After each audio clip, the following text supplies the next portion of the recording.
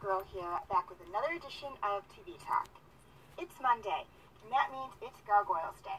And this week's episode was Awakening, Part 4. Having been attacked, Goliath and Elisa are in a very precarious situation.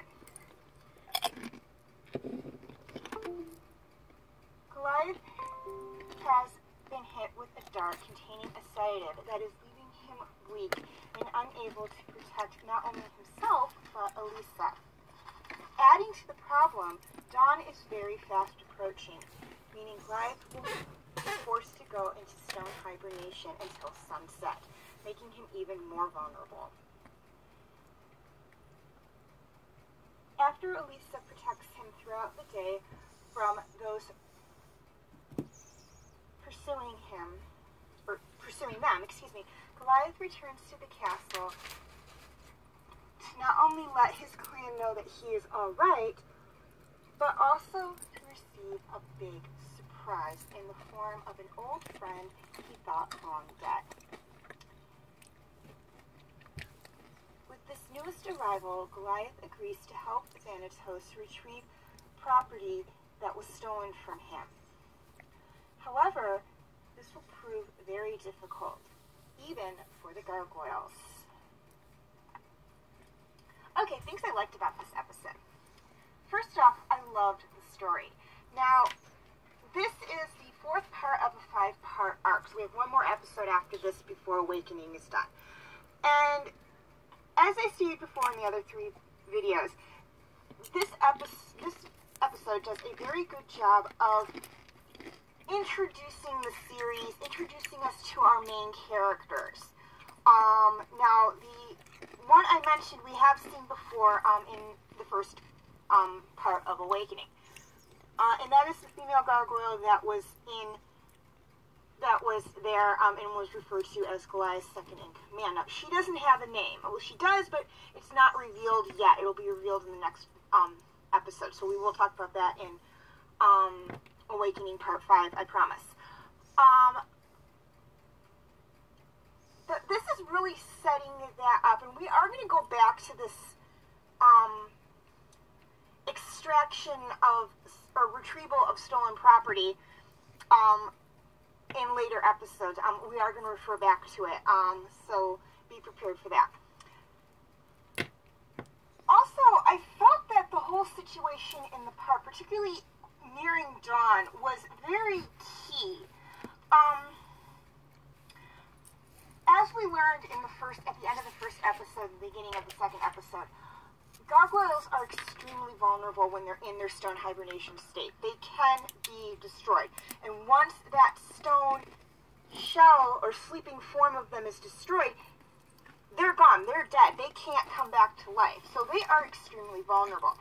So why I say this is key is that, to me, that scene showed how much trust Goliath had in Elisa, even though he's only known her for a short period of time, because, and granted, one could argue he had no choice. He was he was away from home, and he had sedatives, coursing through his veins, but he turned to stone right in front of her, revealed his vulnerability right to her, and that was something he really didn't have to do. He could have very easily have gotten away from her. I mean, he's bigger than her. Even with the sedative, he's probably stronger than her. Could have gotten away, gone off somewhere to go into stone hibernation, and then found her again the following night. But he went into hibernation right in front of her. He chose to do that. So to me, shows very much how much he trusts her, despite having only known her a short period of time. Also, something very interesting that was revealed in this episode, and is going to come into play later on, is that when Goliath awakens the following night, he's completely cured. The sedatives are worn off and everything. One might say, okay, well, sedatives wear off after a while. It's not uncommon. But Goliath says something that's in here that they really didn't need to put in, but I'm glad they did, because it help things make a lot more sense, and they didn't have to clarify it later on in the series. And he says that sleep rejuvenates them. Now, I'm going to refer back to the first episode again here. You remember in the first episode when they first awakened from their stone slumber, the one Viking, and I forget his name, I think it was Hagar, but I could be wrong, swings his sword at Goliath, and he catches it in his hand, a little bit of blood trickles down. And after the battle, we see Goliath's mate, or the one female gargoyle, wrapping his hand in a bandage, and he's wearing it throughout the rest of the night. And then the following night, after they wake from their stone sleep, he takes the cloth bandage off, and there's not even a scar on his hand. I, for one, up until I saw this episode, or saw the whole thing all the way through, was wondering, how the heck did that happen? I mean, how did he heal so quickly overnight? And when he said that sleep rejuvenates them, it's like, oh, okay, that makes sense now. Obviously, it doesn't rejuvenate everything, as we do see Hudson with some scars to show that he's been a warrior for a very long time. He's got the scar down his one eye. His one eye that has the scar isn't very good. That's going to be important later on. So obviously, sleep doesn't heal everything, but it heals enough to keep them strong and fit. Secondly, I loved the plot line. Again, this is the fourth part of a 5-part arc. So we are getting very close to the end of Awakening. And again, we're meeting characters that are going to play a very vital role later on down the line. We have met the Gargoyles. We have met David Xanatos and Owen Burnett, I think is his name. He's always referred to as Owen, so I can never remember his last name. We've met Elisa, so that's important. The Gargoyles are giving each other names, which is important. So we know who's who when they're talking to each other or about each other, and we're seeing them adapt. We're seeing these gargoyles from 995 AD Scotland adapt to life in 1994 AD New York City, which is a big difference, not only in geography and time, but in culture. I mean, when they went, again, as I stated before, when they went into this hibernation, when the spell was cast on them 1,000 years ago, from the point of this episode, or this series, the most advanced technology was probably wagons and carts and ships. They didn't have the internet or cell phones or computers. It took months to sail across the ocean to get from Europe to the Americas.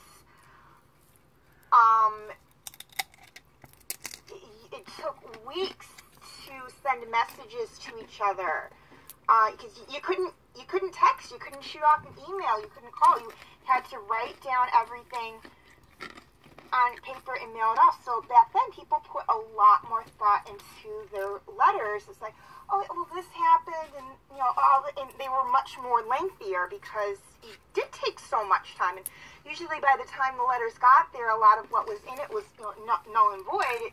It's been a couple of weeks,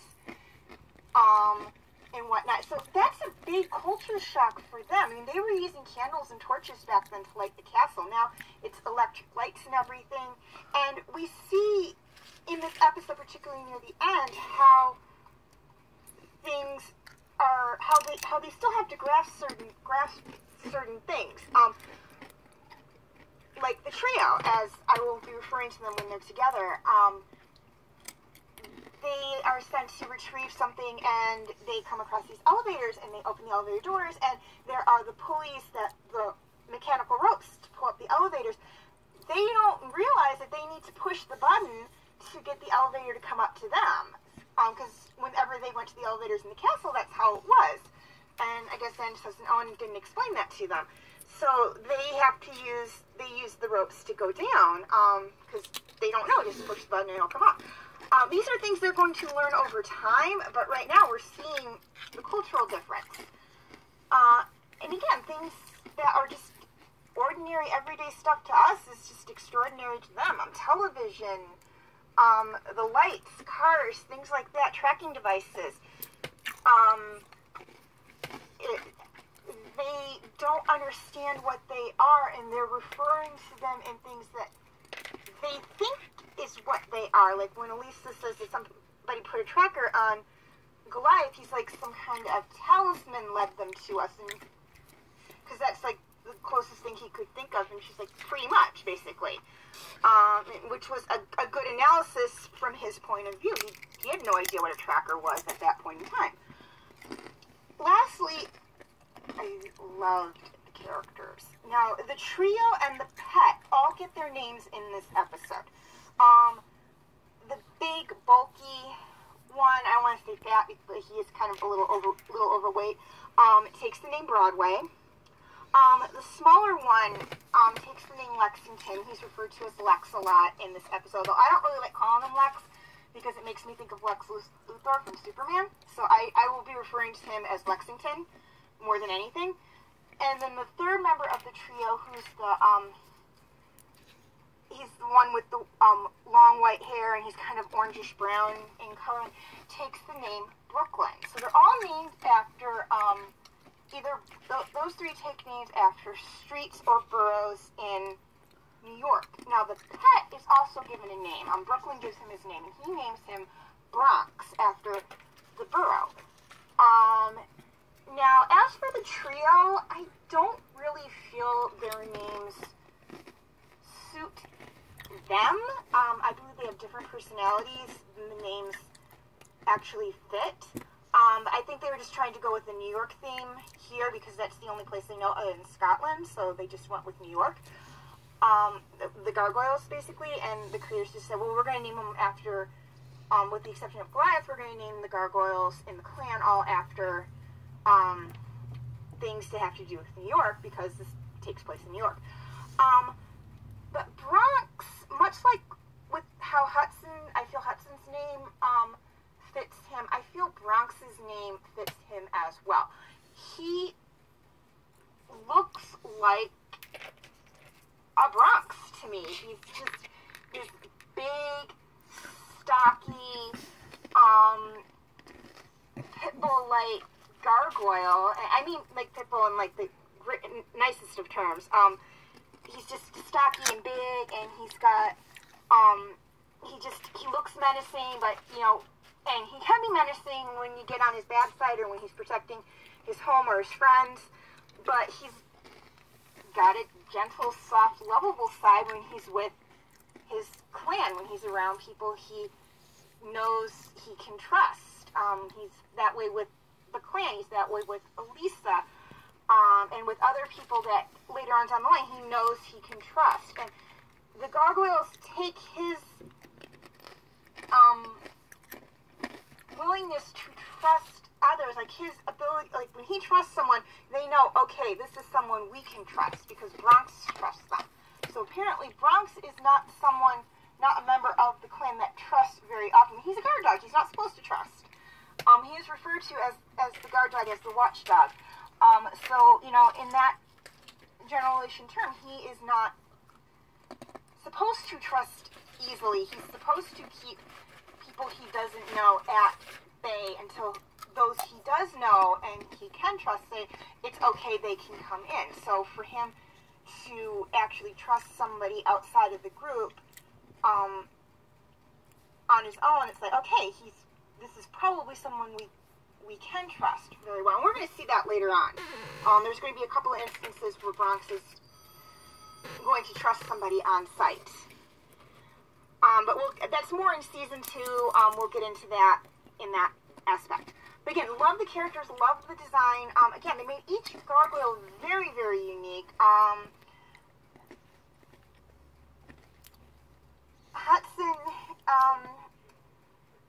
definitely looks like an older warrior. He's got a lot of armor on him. He has a sword. He's the only one of the gargoyles that actually has a weapon outside of his talons and his tail.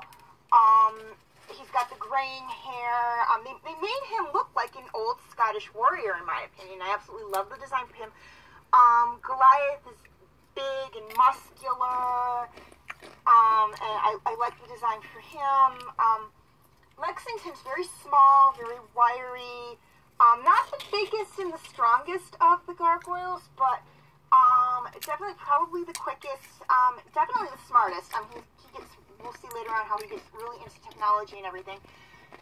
And his design is very different from the other more human-like gargoyles, as his wings aren't a separate structure on him.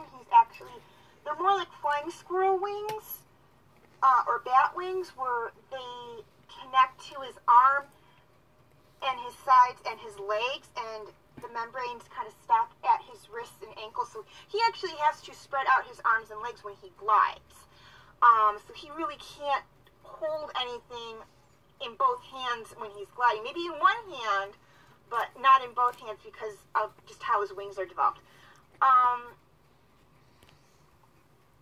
Broadway, again, he is the biggest of the trio, definitely the biggest of the trio. He's not the biggest of the clan.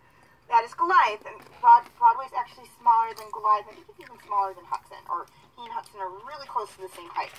But he's definitely smaller than Goliath, but he's the biggest of the trio. And I don't want to say he's dumb, but it takes him a while to pick up on things. At this point in time, he can't read, and it takes him a couple of episodes before he even really starts learning to read. I think it's maybe season 2. Yeah, he doesn't even start really learning how to read until season 2. Where, the other two in the trio do know how to read. We see him in a couple of episodes reading comics and stuff.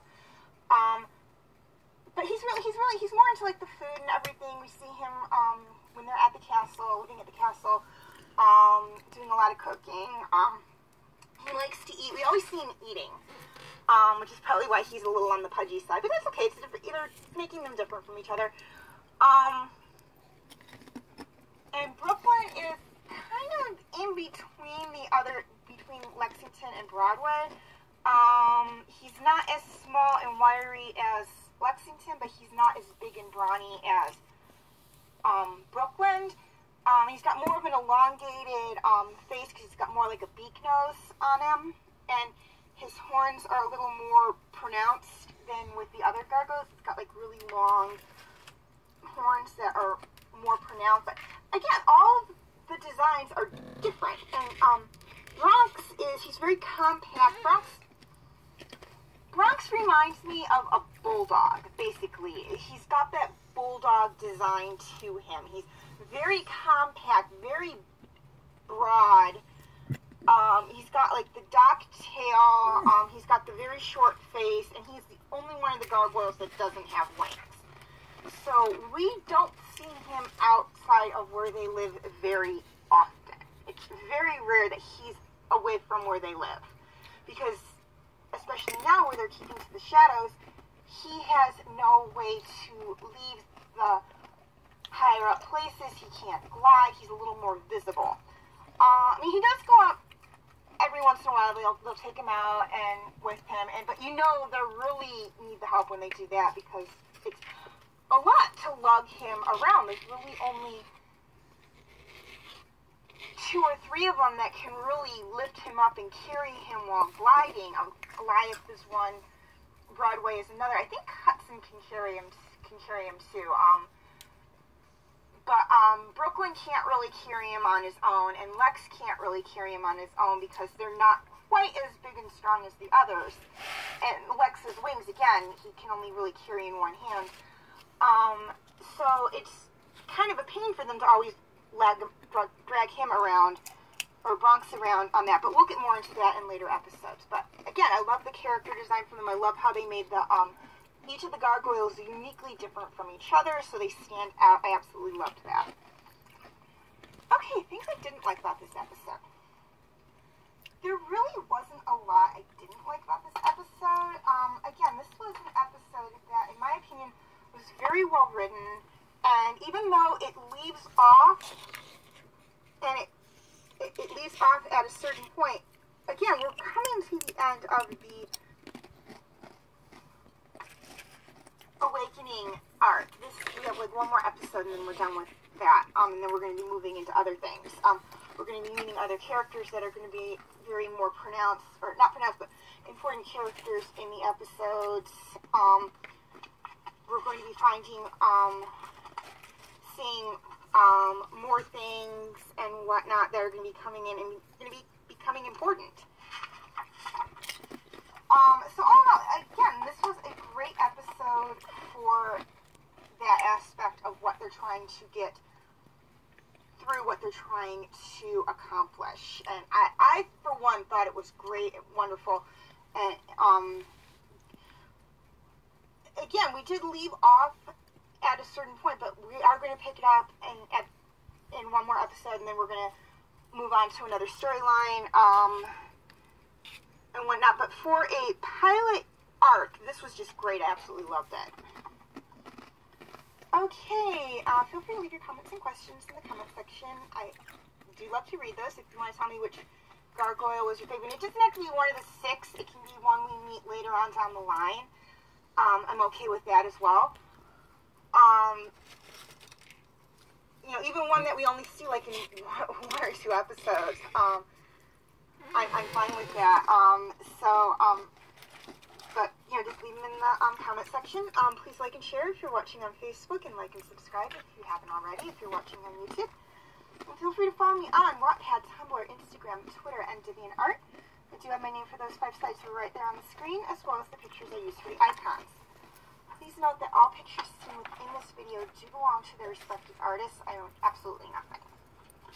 And I will have the links for those 5 sites that I mentioned in the description section as well. Okay, quick reminder on my comment rules.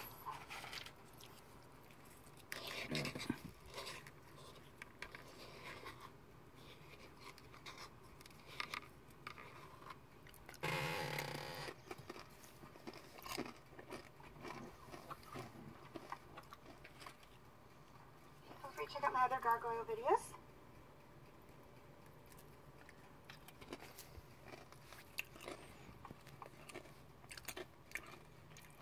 My other TV talk videos.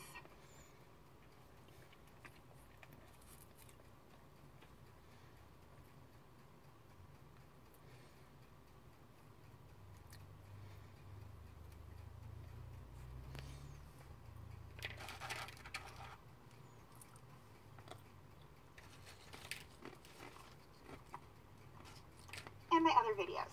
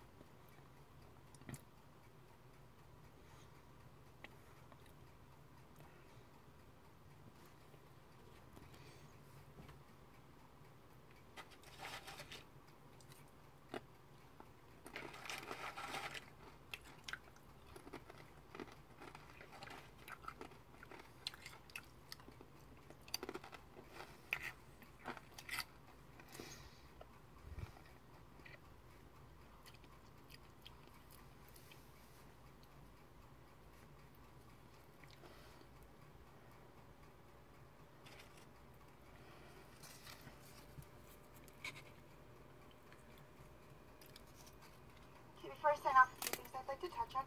First off, and this is for my YouTube subscribers, any of my videos that cannot be found on YouTube are on my Facebook page. I will have the link in the description section. And this one is for my Facebook friends. Any of my videos that are not on YouTube, my Facebook page are on my YouTube channel. I will have the link for that in the description section. I will also be posting the links for all my YouTube videos to Facebook. But if you're having any problems viewing them that way, you can just go directly to my Facebook page. Or my YouTube channel, excuse me. Okay, as always, thank you for watching, and have a very nice day.